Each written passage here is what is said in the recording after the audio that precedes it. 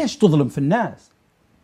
عناصر في الدرك الوطني ما لم يرتكبوا جرما، ما تقدرش تقول له جريمته أنه عنده أخوه، هذا ما هيش ذنبه هو.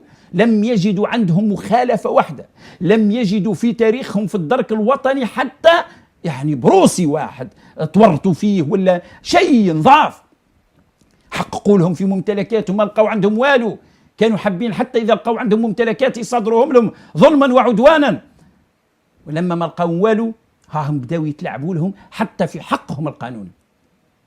رسالتي إلى سعيد شنقريحة اللي أعطى أمر بأنه يعطوا لهم حقوقهم، لما ما اسمعلوش وما على بالوش بها سعيد شنقريحة، مش راح يبقى يتبع مثل هذه القضية. وصلت وقال لهم قل لهم يعطوا لهم يسووا لهم الوضعية نتاعهم ويروحوا لديارهم.